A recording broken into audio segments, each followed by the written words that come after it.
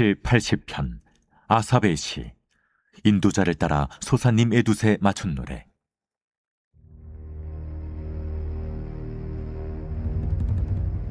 요셉을 양떼같이 인도하시는 이스라엘의 목자여, 귀를 기울이소서. 그룹 사이에 좌정하신 이여, 빛을 비추소서. 에브라임과 베냐민과 므낫세 앞에서 주의 능력을 나타내사 우리를 구원하러 오소서.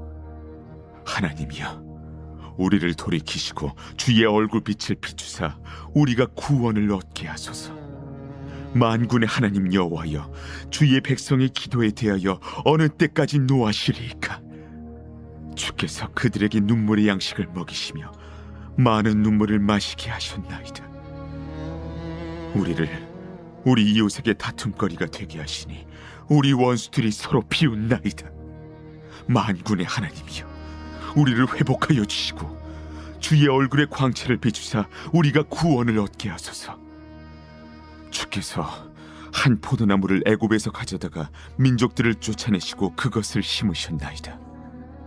주께서 그 앞서 가꾸셨으므로 그 뿌리가 깊이 박혀서 땅에 가득하며 그 그늘이 산들을 가리고 그 가지는 하나님의 백향목 같으며 그 가지가 바닥까지 뻗고 넝쿨이 강까지 미쳤거늘 주께서 어찌하여 그 담을 허시사 길을 지나가는 모든 이들이 그것을 따게 하셨나이까? 숲속의 멧돼지들이 상해하며 들짐승들이 먹나이다. 만군의 하나님이여, 구하옵나니 돌아오소서. 하늘에서 굽어보시고 이 포도나무를 돌보소서. 주의 오른손으로 심으신 줄기여, 주를 위하여 힘있게 하신 가지니이다. 그것이 불타고 배임을 당하며 주의 면책으로 말미암아 멸망하오니 주의 오른쪽에 있는 자, 곧 주를 위하여 힘있게 하신 인자에게 주의 손을 얹으소서. 그리하시면 우리가 주에게서 물러가지 아니하오리니 우리를 소생하게 하소서. 우리가 주의 이름을 부르리이다. 만군의 하나님 여호와여, 우리를 돌이켜 주시고 주의 얼굴의 광채를 우리에게 비추소서. 우리가 구원을 얻으리이다.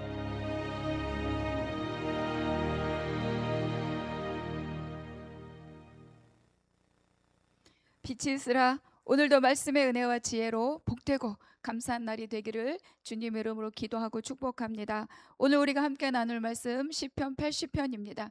그런데 이 시편 80편은 오늘 우리 성경에 표제에는 기록되어 있지 않지만 이 70인역, 그러니까 히브리어 구약 성경을 헬라어로 번역한 70인역에 보면 거기에 이런 표제, 아수르에 관하여라고 하는 그런 표제가 붙어 있습니다.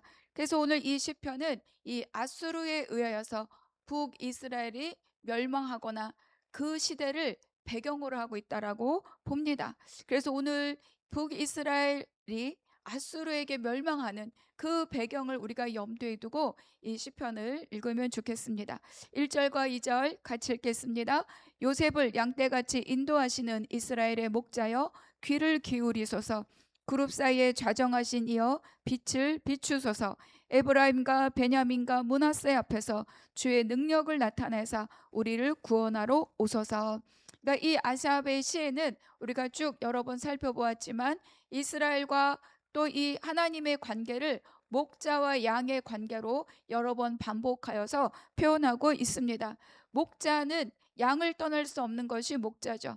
그리고 목자는 양을 쉴 만한 물가로 인도하시는 분, 먹을 것이 있는 곳으로 인도하시는 분, 안전한 곳으로 인도하시는 분, 그것이 바로 목자입니다. 그래서 오늘 특별히 1절에 요셉을 언급하면서 이 시편이 시작하고 있죠. 그러니까 이 목자 그리고 요셉 이렇게 시작하는 이 시편은 바로 애굽으로부터 이스라엘 백성들, 하나님의 백성들, 하나님의 양들을 건져내시고 홍해와 광야와 요단을 건너서 약속의 땅으로까지 인도하여 들이시는 바로 그 역사를 배경으로 바로 오늘 시편이 쓰여지고 있습니다. 그 목자를 기억하면서 오늘 이 말씀, 이 시편이 시작하고 있는 거죠. 그래서 이 위기 앞에서, 그러니까 북이스라엘이 아수르 그것을 마주하고는 이 위기 앞에서 바로 그렇게 인도하신 그 하나님, 그 목자 되신 하나님을 기억하며 우리를 구원하소서, 우리에게 구원을 베풀어 주소서, 이렇게 기도하고 있습니다. 근데 1절 끝에 보니까 그룹 사이에 좌정하신 이여, 누구를 말합니까? 그렇죠, 바로 하나님을 말씀하고 있습니다. 우리가 출애굽기 25장 성막을 지으라 이렇게 명령하시면서 하나님께서 임재하실 장소를 약속하고 있어요. 속죄소 위, 곧 증거계 위에 있는 두 그룹 사이. 속죄소, 언약궤, 증거궤 다 같은 말입니다. 그 사이, 두 그룹이 크게 날개를 펴고 있는 그 사이에 내가 좌정할 것이다. 내가 거기서 너희를 만날 것이다. 그리고 내가 너희에게, 백성에게 필요한 말을 내가 가르칠 것이다. 바로 하나님의 임재가 있는 그 장소입니다. 그래서 오늘 1절에서도 그룹 사이에 좌정하신 이여 빛을 비추소서, 하나님, 그곳에 임재해 계신 그 하나님 우리에게 역사하소서, 이렇게 말씀하고 있습니다. 그 2절에 보니까 에브라임과 베냐민과 므낫세, 이렇게 세 지파를 언급하죠. 에브라임과 므낫세는 바로 요셉의 두 아들입니다. 그리고 에브라임과 므낫세와 베냐민, 이 세 지파는 바로 하나의 진을 이루고 있습니다. 그래서 하나의 진을 이루어서 바로 광야에서 성막을 중심으로 12지파가 그 성막 중심으로 진을 펼칠 때 서쪽에 진을 핀 지파가 바로 에브라임, 므낫세, 베냐민입니다. 그리고 이제 행군할 때, 민수기 10장에 따라가면 행군할 때 바로 이 성물, 고앗 자손이 이 성물을 메고 갈 때 바로 그 성물 뒤편에서, 언약궤 뒤편에서 따르던 지파가 바로 에브라임과 므낫세와 베냐민입니다. 그러니까 이 에브라임과 므낫세와 베냐민 앞에서, 그러니까 언약궤가 바로 이들이 앞에 가고 있는 거예요. 그러니까 그 언약궤를 바라보고 있으며 바로 그 언약궤의 좌정에 계신 그 하나님을 향하여서 하나님 우리에게 능력을 베푸시고 우리에게 구원을 베푸시옵소서, 이렇게 간구하고 있죠. 그리고 이 에브라임은 북이스라엘을 대표하여 부르는 이름입니다. 우리가 남이스라엘이라고 말하지 않고 유다 이렇게 말하잖아요. 남유다, 바로 유다가 그 남이스라엘을 대표하고 있기 때문이고, 북이스라엘 향해서 에브라임이다 이렇게 말하고 있죠. 그것을 대표하는 지파가 바로 에브라임이기 때문입니다. 그러니까 1절과 2절은 바로 이 아수르의 위기 앞에 있는 이 북이스라엘, 하나님 우리를 홍해로부터, 애굽으로부터 건져내서 가나안 땅으로 인도하여 되신 목자 되신 그 하나님, 언약궤 위에 좌정하여서 거기서 내가 너와 만나겠다고 약속하신 그 하나님, 에브라임의 하나님 우리를 구원하여 주시옵소서, 이렇게 간구하고 있습니다. 여러분, 우리도 살 길이 보이지 않을 때가 있죠. 너무 고난이 크고 앞길이 막막하여서 내가 어디로 갈지 알 수 없을 때가 우리 인생 가운데 있습니다. 너무 안타깝게도 어제는 바벨론에 의해서 멸망하는, 성전이 무너지고 이스라엘이 돌무더기 같처럼 무너지는 그때, 오늘은 어떻습니까?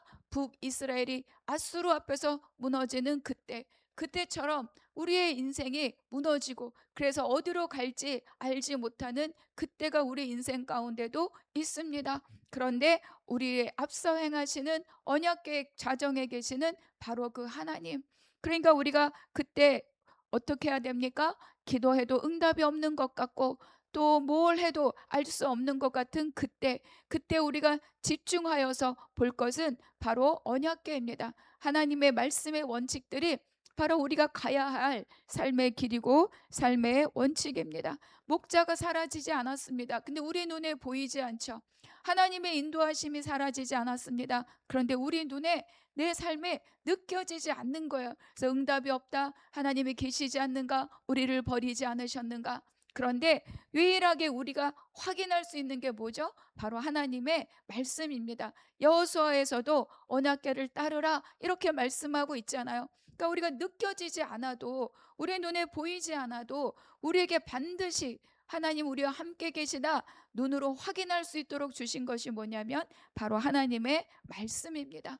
그 말씀에서 하나님을 무엇이라고 말하고 있는가, 우리에게 무엇이라고 약속하고 계신가, 그리고 너와 내가 어떤 관계라고 우리에게 증언하고 계신가, 우리에게 주신 것이 무엇이라고 말씀하고 계신가? 바로 그 언약궤인 거죠. 그래서 우리 인생 가운데도 다 무너지고 깨지고 사라지고 없는 것 같은 그때, 우리가 절망밖에 없는 것 같은 그때 우리의 시선을 어디에 두어야 됩니까? 언약궤, 바로 하나님의 약속의 말씀입니다. 그래서 우리가 3절 읽겠습니다. 하나님이여 우리를 돌이키시고 주의 얼굴빛을 비추사 우리가 구원을 얻게 하소서. 돌이키시고 비추시고 구원을 얻게 하소서. 다 뭐예요? 하나님이 주권적으로 행하시는 일들입니다. 돌이키시고, 이 히브리어 단어가 슈브라고 하는 단어인데, 돌이키게 하다, 회개하게 하다, 그리고 회복시키다, 이런 뜻이 있어요. 우리가 하나님께 붙들려야만 이 일이 모두 다 가능하다고 지금 고백하고 있는 거죠. 여러분, 죄를 깨닫는 것도 은혜이고 돌이켜 하나님 앞으로 가는 것도 은혜입니다. 우리가 가끔은 내가 이래서 하나님이 나에게 이런 일을 행하시는구나, 이렇게 깨달아질 때가 있죠. 이것 때문에 하나님 나에게 이렇게 역사하고 계시구나 깨달아질 때가 있어요. 그래서 우리가 마음으로 결심을 합니다. 내가 더 열심히 기도해야지, 내가 더 열심히 말씀을 읽어야지, 내가 더 열심히 하나님을 섬겨야지. 그런데 우리가 정말 다시 한번 기억해야 될 것은, 그런 일들이 깨닫고 결단하는 것 중요하지만 그것을 끝까지 갈 수 있는 것은 우리의 결심으로 가는 것이 아닙니다. 왜 그렇습니까? 이것 또한 나의 의가 되고 나의 방패가 될 때가 있다는 거예요. 그래서 우리가 내가 결심하고 내가 수고한 것만큼 내 눈 앞에 결과가 오지 않을 때 우린 또다시 낙심하고 절망하고 원망하게 됩니다. 그러니까 어떻습니까? 나의 깨달음 위에, 나의 돌이킴 위에, 나의 결심 위에, 더 중요한 것은 그 위에 하나님의 은혜가 덮여야 됩니다. 그래서 모든 것도 이루시는 것도 하나님이시고, 때를 정하시는 것도 하나님이시고, 이끌어 가시는 것도 하나님이시고, 이 일의 완성을 이루시는 것도 하나님이십니다. 이 고백까지, 그래서 하나님의 은혜가 덮여질 때 우리가 바로 이 길을 갈 수 있습니다. 그래서 내가 결심하여 돌아가는 것 같지만 그렇지 않아요. 그래서 이 시인은 계속 고백합니다. 돌이키시고 주의 얼굴을 비치시고 주의 구원을 얻게 하여 주시옵소서. 우리를 돌이켜 주시옵소서. 이렇게 기도합니다. 동일한 고백이 7절에도 있습니다. 7절 같이 읽겠습니다. 만군의 하나님이여 우리를 회복하여 주시고 주의 얼굴의 광채를 비추사 우리가 구원을 얻게 하소서. 3절, 7절, 마지막에는 19절까지 고백 뒤에 오는 후렴구처럼 이 말씀들이 반복되고 있어요. 그러니까 이 말씀이 결국은 핵심이라는 거죠. 그리고 이 말씀은 민수기 6장에서 제사장의 축복, 그 구절 속에 있는 말씀입니다. 그때 이렇게 고백합니다. 여호와는 그의 얼굴을 내게 비추사 내게 은혜 베푸시기를 원하며. 그러니까 하나님과 백성의 관계를 하나님의 얼굴이 어디로 향하고 있느냐로 비유할 때가 많이 있죠. 하나님이 범죄하고 반역하고 그러는 백성들을 향하여 얼굴을 돌리셨다. 내가 너희를 보지 않으리라. 그런데 그 백성을 향하여 다시 얼굴을 돌리신다는 것은 그 백성을 향하여 은혜를 베푸시고, 또 사랑을 베푸시고 언약으로 돌이키시고, 그리고 하나님 백성들에게 긍휼을 베푸시고 구원을 베푸신다. 그러한 의미로 여기서 주의 얼굴의 광채를 비추사 우리를 구원 얻게 하소서라고 고백하는 거죠. 그러니까 주의 얼굴을 비추어 주시옵소서, 구원을 얻게 해 주시옵소서라고 하는 말은 고난을 없애 주시옵소서, 바벨론을 치워 주시옵소서, 아수르를 치워 주시옵소서, 거기에서 끝나는 것이 아니라 하나님과의 우리의 관계를 하나님 회복시켜 주시옵소서, 이렇게 말하는 거죠. 우리가 죄악을 제하고 다시 하나님 앞으로 돌이켜 가게 하여 주시옵소서. 이 관계의 회복을 말하는 것이 바로 3절과 7절입니다. 그러니까 이런 79편의 바벨론의 사건, 80편의 아수르의 사건, 이거는 바벨론이 강해서, 아수르가 강해서 생긴 일이 아니라는 거예요. 왜냐하면 그 역사 가운데 더 강한 민족이 있었어도 그들이 기필코 다 이기고 이곳에 오지 않았습니까?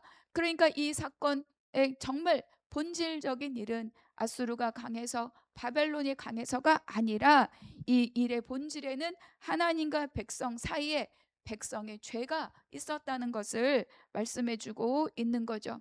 그래서 우리가 정말로 인생의 문제가 터졌을 때 우리는 환경이 바뀌고 문제가 해결되고 그러는 것을 원하지만, 정말 하나님께서 원하시는 것은 그 문제는 언제든지 하나님이 거두어 가실 수 있죠. 그러나 그 문제를 우리 앞에 두시는 이유는 무엇입니까? 바로 나와 너 사이에 있는 이 죄악을 어떻게 할 것이냐, 돌이켜오라, 이것을 말씀하고 있죠. 그래서 진정한 회복은 문제가 없어지는 것이 아니라 하나님과의 관계의 회복이라고 성경은 계속 반복해서 우리에게 말씀해 줍니다. 여러분, 문제가 해결되어도 내가 하나님과의 관계가 원래의 자리로 돌아가지 않으면 그것은 참된 복이 아닙니다. 그래서 이 아삽의 시에서도 계속 반복하고 우리로 하여금 듣게 하는 것이 무엇이냐? 시작은 뭐예요? 절망이고 이방들의 악행이지만 결국 그것 때문에 탄식하며 기도하지만, 그러나 이 시인의 시선은 결국 어디로 갑니까? 언약의 하나님, 구원의 하나님, 창조의 하나님, 역사의 하나님, 우리를 이끌어 가시는 하나님, 목자 되시는 하나님, 그쪽으로 이 시선이 돌아가는 거죠.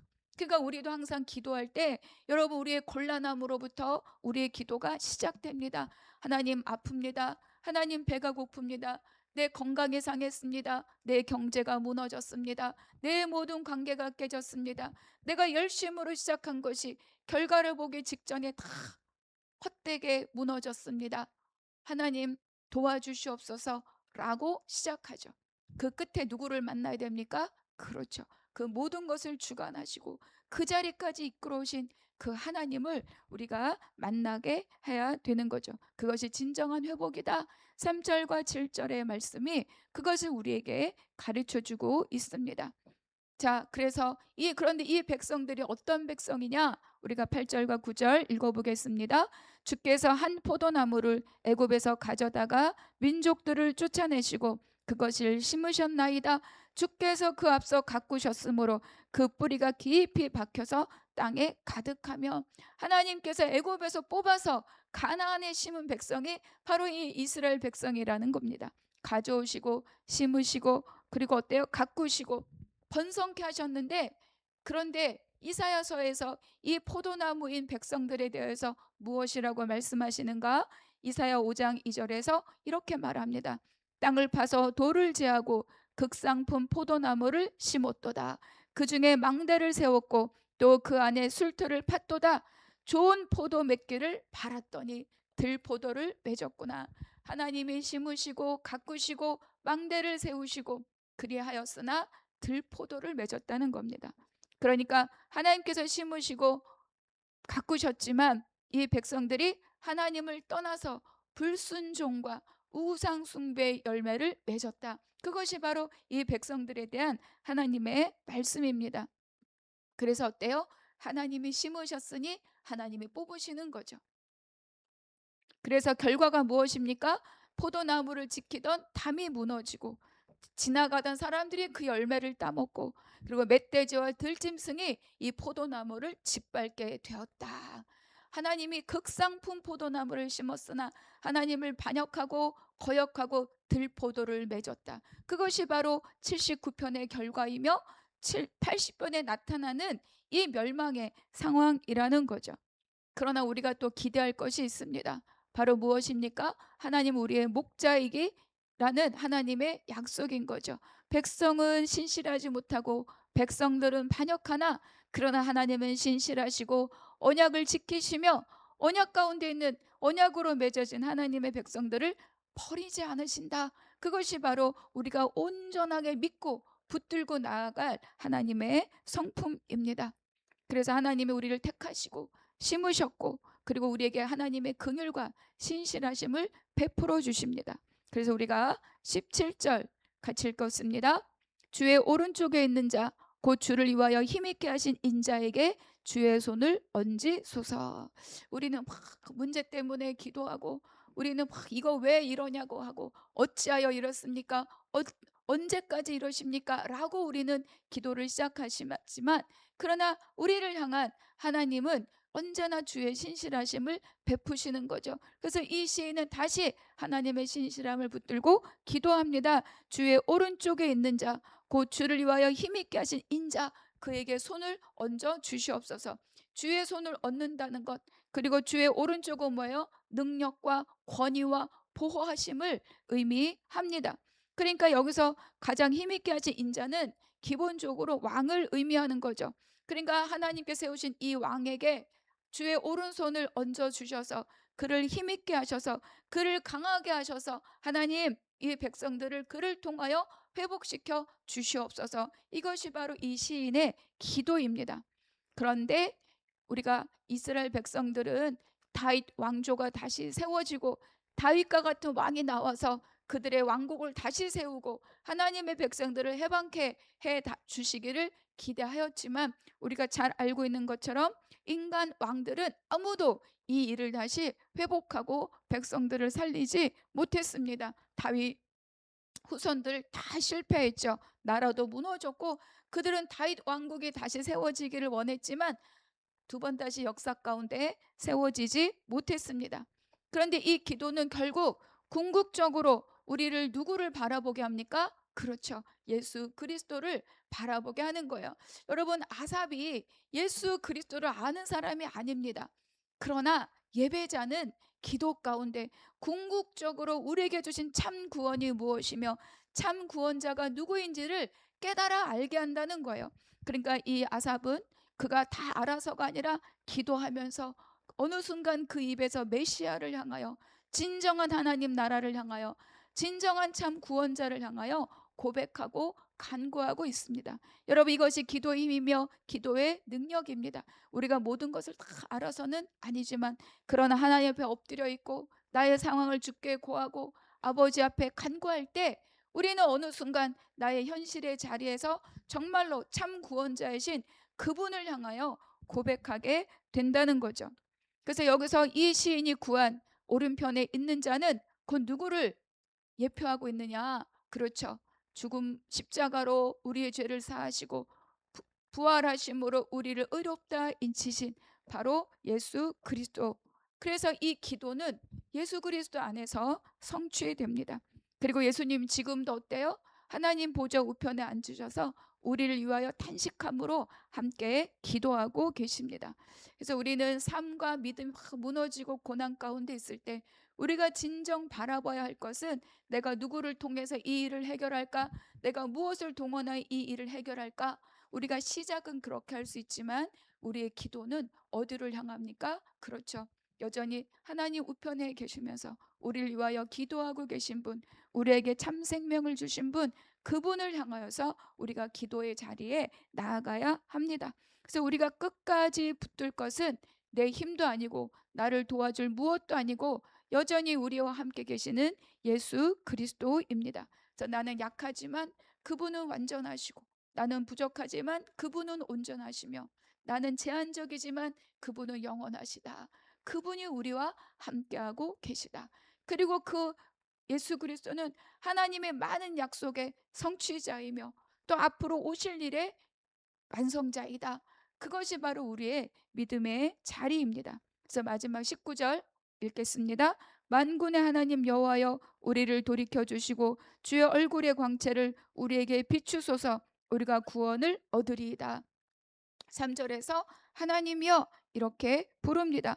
그 7절에 가니까 만군의 하나님이여 이렇게 부르죠. 19절에 가니까 만군의 하나님 여호와여. 그러니까 지금 이 상황은 지금 이 백성들이 당하고 있는 상황, 그리고 어쩌면 지금 고난을 지나고 있는 우리의 상황, 이것은 달라지지 않는 거예요.